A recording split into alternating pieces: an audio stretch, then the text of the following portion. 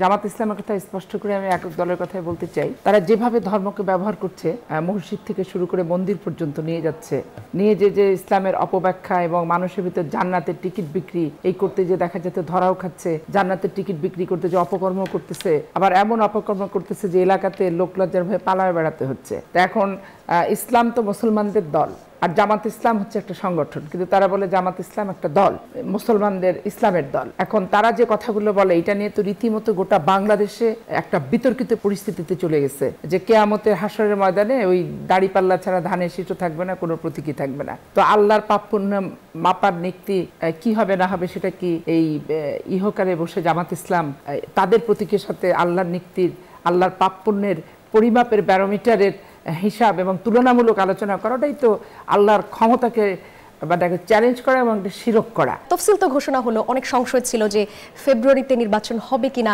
নিশ্চয়ই সংশয় কেটেছে। একই সঙ্গে একটু জানতে চাই এখন ভোটের মাঠের চ্যালেঞ্জটা কি? তফসিল ঘোষণা মানে নির্বাচন হওয়া তা কিন্তু না। এখন ভোটের মাঠে যেটা চ্যালেঞ্জ, উত্তেজনা। এক ধর্মভিত্তিক দল যেটা, জামাত ইসলামের কথা স্পষ্ট করে আমি একক দলের কথাই বলতে চাই, তারা যেভাবে ধর্মকে ব্যবহার করছে, মসজিদ থেকে শুরু করে মন্দির পর্যন্ত নিয়ে যাচ্ছে, নিয়ে যে ইসলামের অপব্যাখ্যা এবং মানুষের ভিতর জান্নাতের টিকিট বিক্রি এই করতে যে দেখা যেতে ধরাও খাচ্ছে, জান্নাতের টিকিট বিক্রি করতে যে অপকর্ম করতেছে, আবার এমন অপকর্ম করতেছে যে এলাকাতে লোকলজ্জার ভয়ে পালায় বেড়াতে হচ্ছে। তো এখন ইসলাম তো মুসলমানদের দল, আর জামাত ইসলাম হচ্ছে একটা সংগঠন, কিন্তু তারা বলে জামাত ইসলাম একটা দল, মুসলমানদের ইসলামের দল। এখন তারা যে কথাগুলো বলে এটা নিয়ে তো রীতিমতো গোটা বাংলাদেশে একটা বিতর্কিত পরিস্থিতিতে চলে গেছে, যে কেয়ামতের হাসরের ময়দানে ওই দাড়িপাল্লা ছাড়া ধানের শীষও থাকবে না, কোনো প্রতীকী থাকবে না। তো আল্লাহর পাপ পুণ্য মাপার নীতি কি হবে না হবে সেটা কি এই ইহকালে বসে জামাত ইসলাম তাদের প্রতীকের সাথে আল্লাহর নীতির, আল্লাহর পাপ পুণ্যের পরিমাপের ব্যারোমিটারের হিসাব এবং তুলনামূলক আলোচনা করাটাই তো আল্লাহর ক্ষমতাকে চ্যালেঞ্জ করা এবং শিরক করা প্রথমত। দ্বিতীয়ত বিষয় হচ্ছে যে ইসলাম তো কোনো সংগঠনের না, এটা মুসলমানদের ধর্ম। তো মুসলমানের ধর্মকে নিয়ে যে আজকে কোথায় দাঁড় করিয়েছে, সৎ লোকের শাসন চায়, কোরআনের আইন চায়। তাহলে আজকে ওই কৃষ্ণ দাদা স্লোগান দিচ্ছে যে বলহরি বলবল দাড়িপাল্লা তুলে ধর। তো এখন দাদার হাতে কি কোরআনের আইন চলবে? দাদার কি স্বর্গ পাবে দাদা? আর মুসলমানদের হাতে মুসলমানদের কোরআন না থেকে এই কোরআন যখন মুসলমান ছাড়া অন্যজনের হাতে যাবে, এখানে তো মুসলমানিত্ব এবং ইমোশনের যে ব্যাপার একটা, এইটাও কিন্তু জামাত ইসলাম সর্বত্রই বিতর্কিত এবং প্রশ্নবিদ্ধ করছে। এখন নির্বাচন তফসিলের আগেই যে অবস্থাটা তারা করেছে, যে একটা উত্তেজনাকর ইসলামকে নিয়ে এবং ব্যাখ্যা কোরআন তার সমস্ত কিছু নিয়ে একটা জটিল পরিস্থিতি উদ্ভব করছে, এইটা যতদিন যাবে তত বাড়তে থাকবে।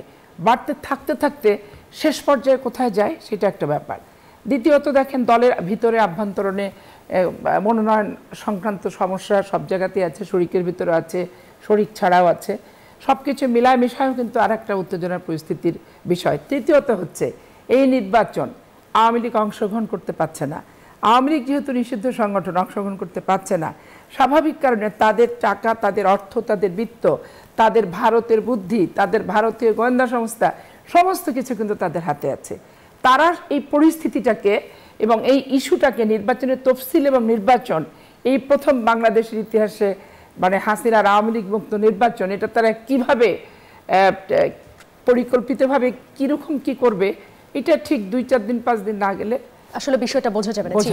আপনি ভোটের মাঠে উত্তেজনার কথা বলছিলেন।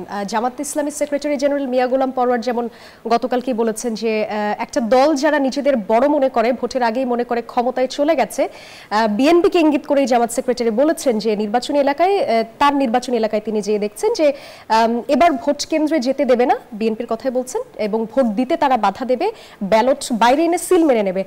বিএনপির বিরুদ্ধে নিশ্চয়ই এটি খুব বড় একটা অভিযোগ।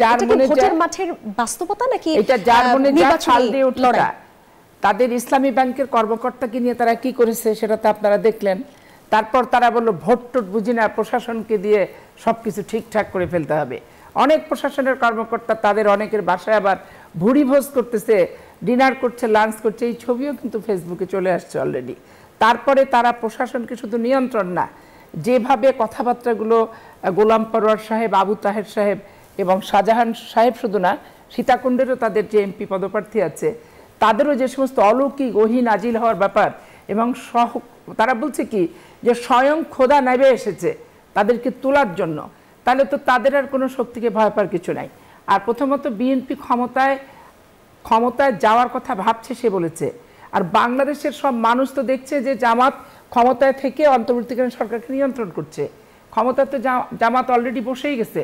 তাদের যা বডি ল্যাঙ্গুয়েজ এবং 3 বারের জামানত বাজেয়াপ্ত হওয়া ভোটের যা পরিসংখ্যান, ডাক্তার শফিক সাহেব উনি তো বাংলাদেশের অলিখিত প্রধানমন্ত্রী রাষ্ট্রপতি হয়ে গেছে।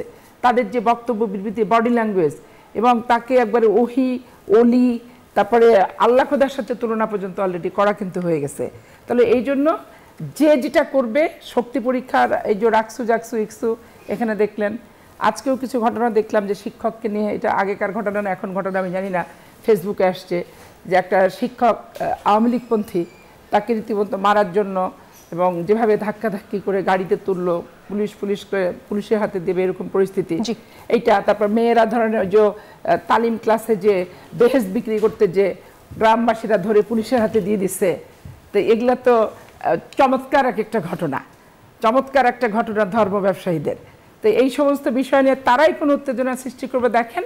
আর জনগণের স্বতঃস্ফূর্ত নির্বাচন যদি শান্তিপূর্ণভাবে নিরপেক্ষভাবে হয়, বিএনপির পক্ষে জনমত আসে, বিএনপি ভোট পায়, তখন বিএনপি ক্ষমতায় যাবে কি যাবে না সেই ভোটের মাধ্যমে নির্ধারিত হবে। এছাড়া আমাদের কোনো বডি ল্যাঙ্গুয়েজে নির্ধারণ হবে না।